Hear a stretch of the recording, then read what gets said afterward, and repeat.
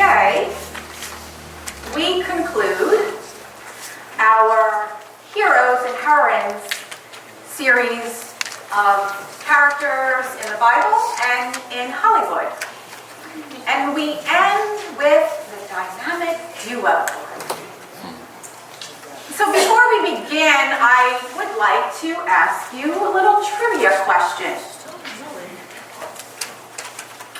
On September 21st, Saturday, September 21st, superhero fans across the globe celebrated what? Okay, Batman. What about Batman? Anybody know what anniversary it was? 80th. Batman turned 80 years old.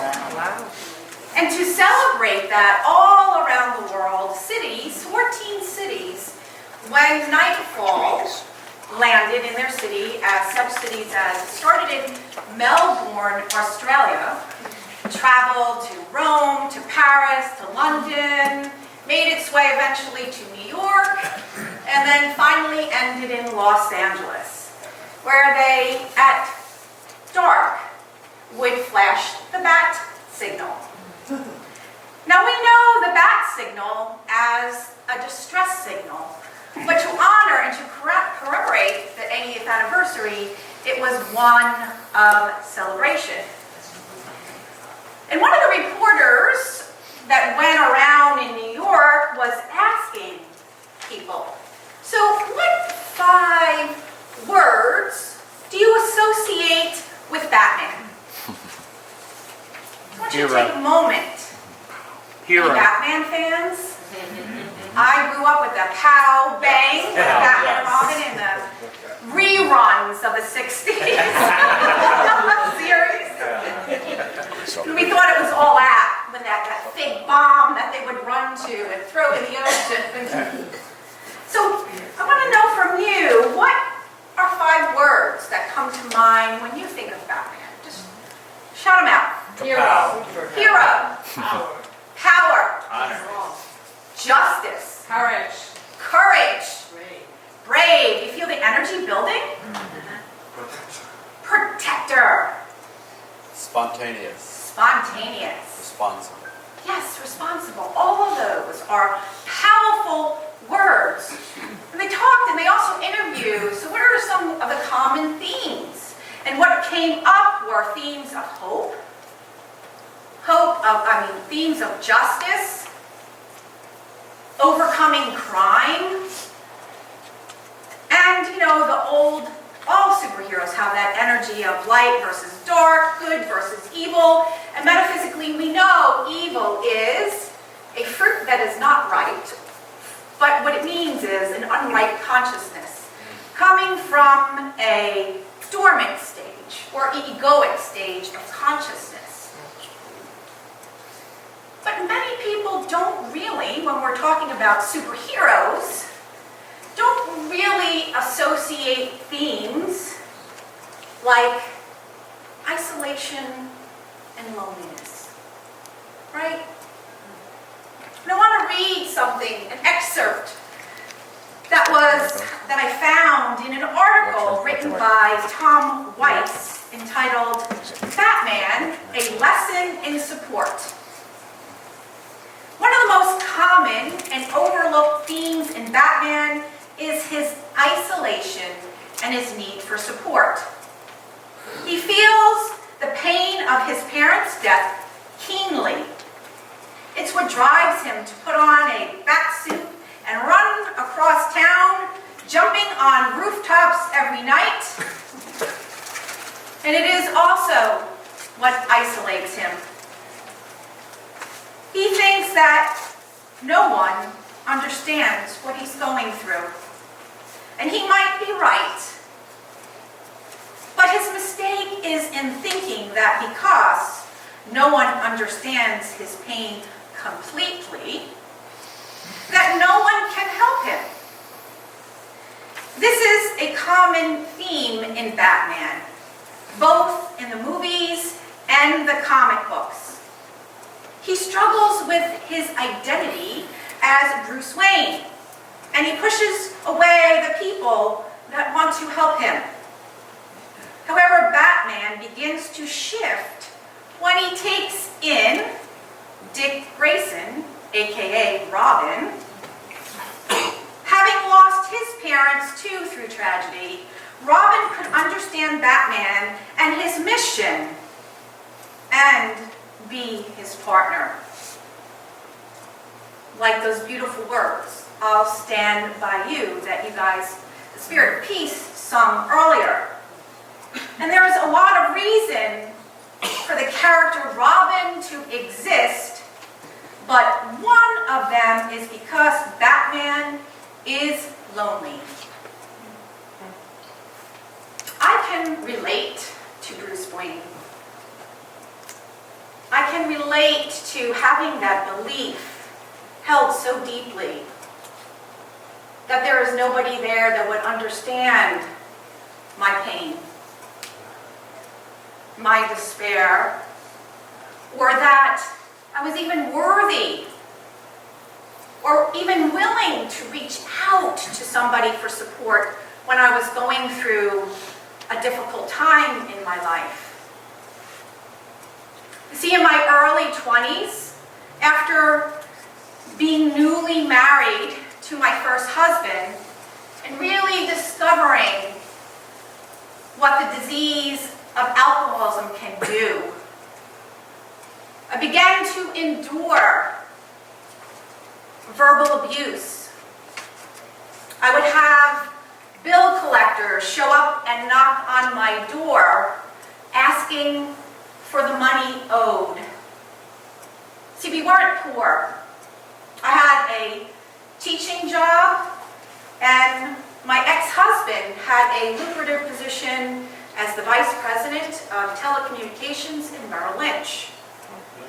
But not only did he have trouble controlling his consumption of alcohol, but he also had difficulty with spending.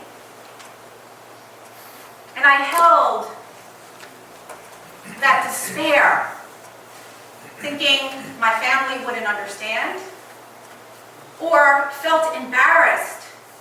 How could somebody educated like me be in such a situation? And so I hid in my own bat cave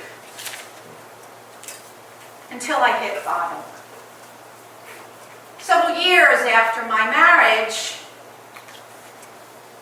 my husband was inebriated, so inebriated, and he began with his verbal abuse that was extremely intense. And he cornered me into the laundry room, and in my fear, I cowered down on the ground because he began to flail his arms, and I thought he was going to beat me. He did not. But the next morning, I knew I had to press the bat signal. I knew I, of myself, could not handle this. And so I sought the support of a counselor who was fabulous. And eventually she led me to Al-Anon, which is a powerful support system. And so through this power of the counselor and the 12-step program, I suddenly began to open up to the beauty, the magnificence, and the power of support in my life. And I began to understand the truth of who I was, so beautifully and magnificently. And eventually, Al-Anon led me to Course in Miracles, led me to unity and the rich teachings, and never would I ever believe that I would be standing here, soon to be ordained as a unity minister.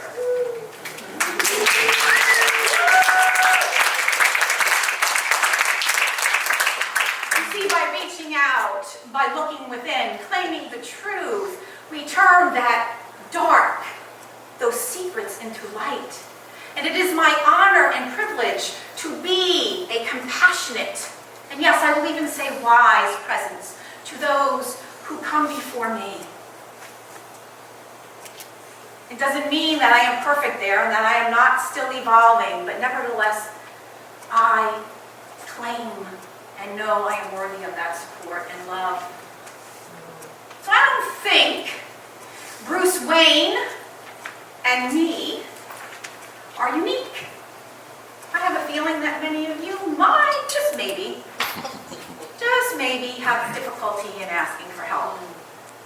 And if that is true and you're willing to be vulnerable and courageous, I invite you to say, me too. Me too. I don't feel like I'm alone. So why? Pray tell? I think Batman might have said that once.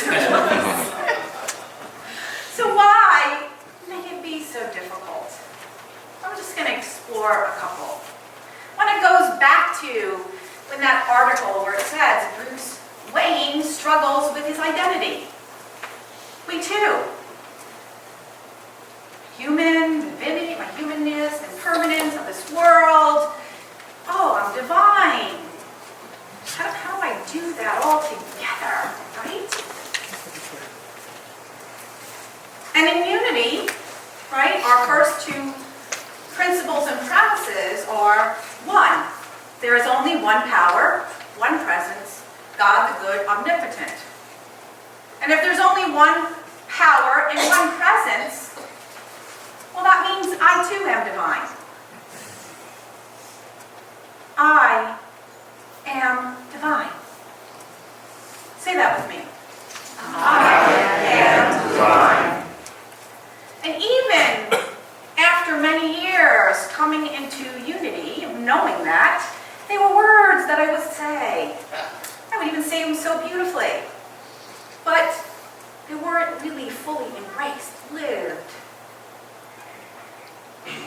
And part of that is about really relinquishing, using our power of elimination, of denial, to let go of all that we hold about ourselves that is false.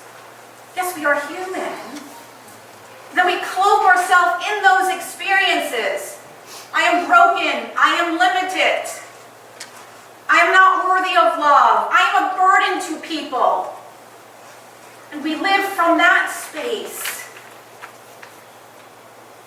Yes, we are to look and embrace our humanity. And then we rise in the exquisiteness of our divinity, in our boldness, in our courage, in our faith, pointed in the direction of our goodness and possibility, in our wisdom, our compassion. And sometimes we find that hard. Not only do we play small, but sometimes I'm going to be hardened. I'm never going to let anybody do that to me again. We close our hearts, or we become so busy with our work because my success equals my value. Like Batman, like I did. Closing ourselves off. So the first reason maybe why we find it difficult to look for help is because we have identity. We forget the truth of who we are, and we wear those painful things as the truth of us. And another reason is through the societal, our family, our culture's conditioning. We are taught that we have to be strong, and strong means you don't need anything. You don't need any help. And in some cultures, there's a belief that if you go to a counselor, wow, you must be really messed up. I remember even my beautiful mother, when I was pregnant and I was reading What to Expect When You Are Expecting.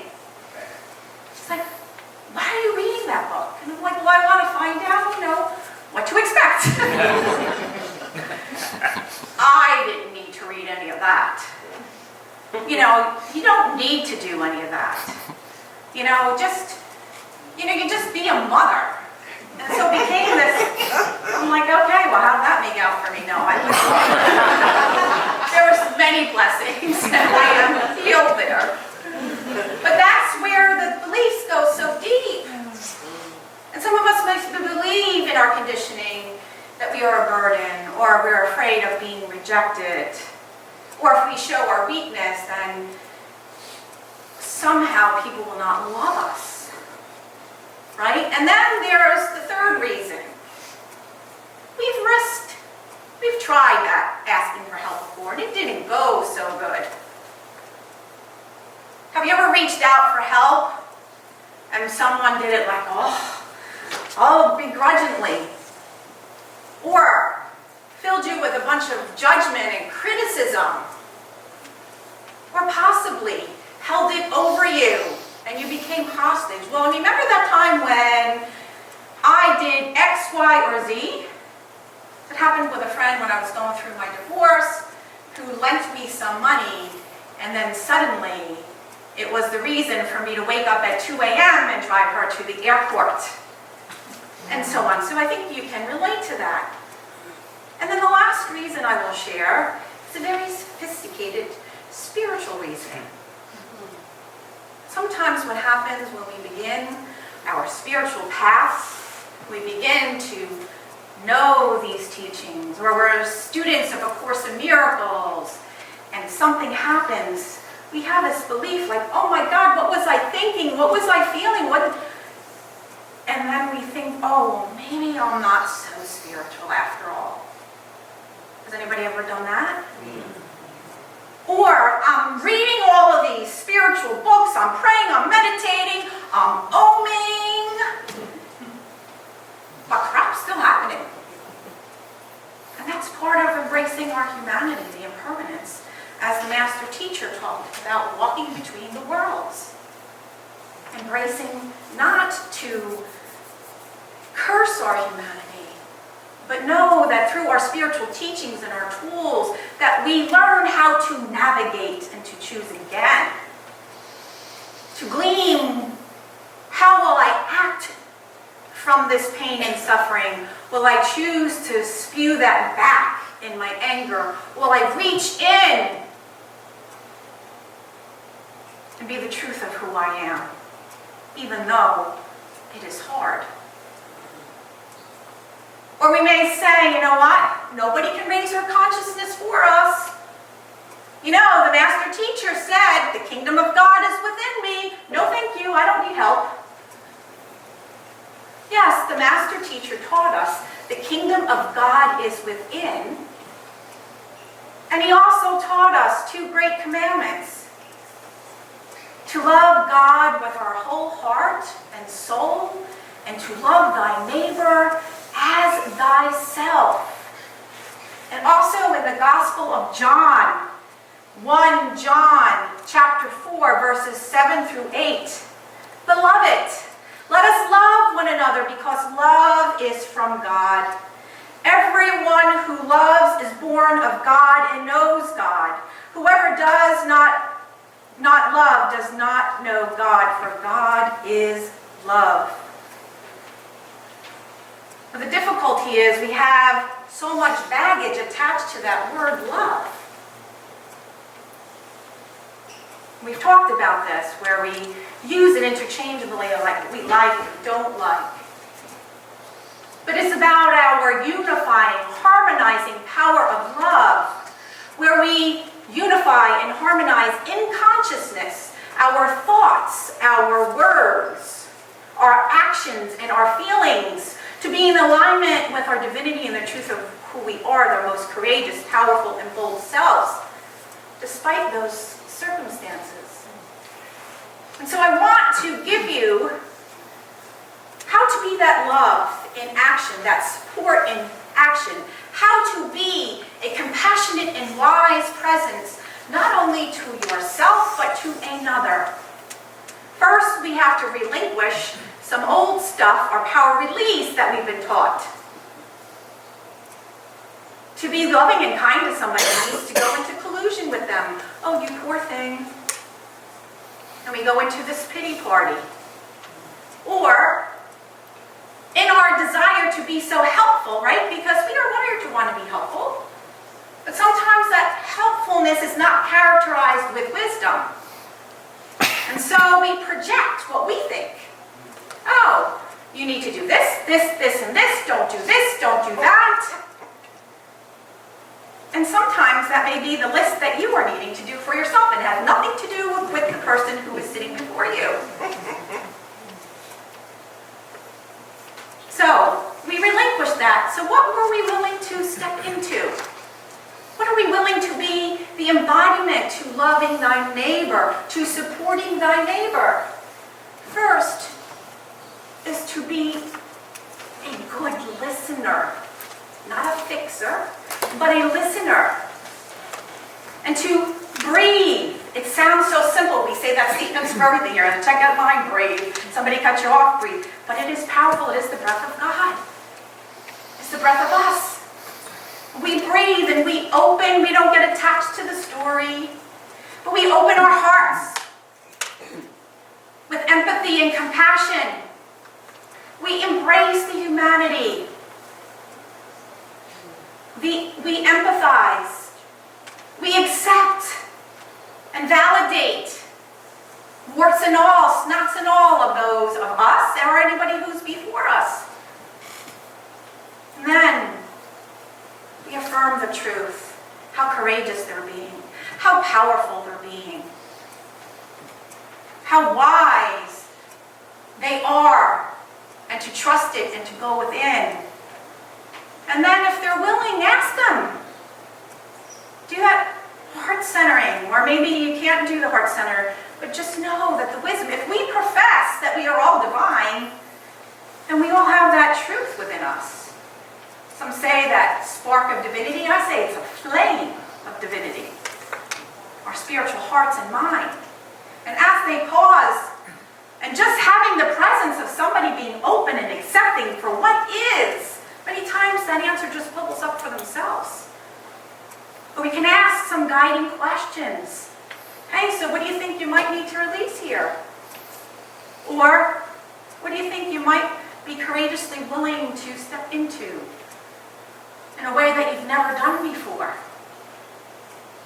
And we have to let go of having to think we know the answers. We just are that empathetic presence. And I have that written out for you when we do the love offering and the sacred walk. I will have that handout if you so choose, so you can remember that. To know that to be that for yourself and to be that for another. And so if we have just one individual in our life, you know, we say hold the high watch, and I just shared what that means. To be that empathetic and wise individual. If we just have one individual in our lives, we are blessed. I am so blessed and grateful to say that I have several of those individuals in my life. My prayer partner, Anne, knew that I had a very busy and full last couple of days. And I began to worry and stress. Will I get the talk done? How am I going to be with my family? I have to pack for the Eastern region. Oh my gosh, there's all these emails. And I began shrinking in my smallness. She reminded me of the truth. We said our prayers together, and I am so blessed she has been texting me throughout the weekend. And it is what it led to me wisely being gentle with myself. You know, I usually have videos and PowerPoint, and I said, I am just offering me unplugged today.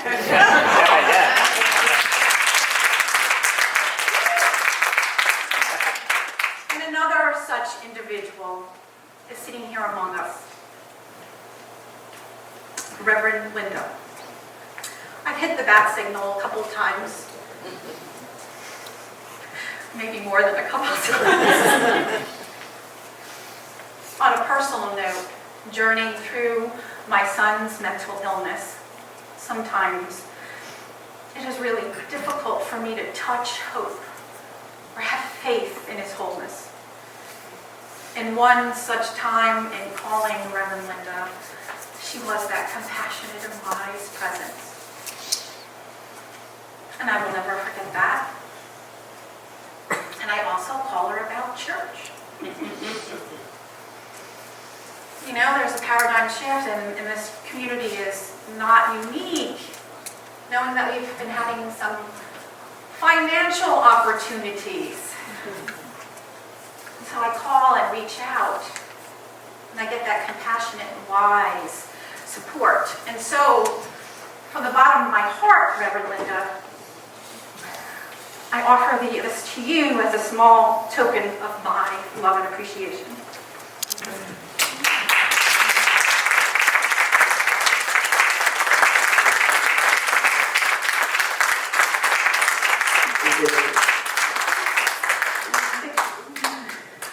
And so, I'm going to close with the ending of that article, Batman, a lesson in support. Batman begins to learn the value of support because without it, his life makes less sense and leads him into isolation and loneliness. Like Bruce Wayne, we too sometimes worry about who we can look to, who can be our Robins or our Alfreds. We worry that needing help reveals something broken about us, but all it really shows is that we're human. It says that we're stronger together than we could be apart. Of course, Batman is a fictional character with fictional confidants, but it tells a story about many of us. It tells us about the kind of people we want to be able to turn to.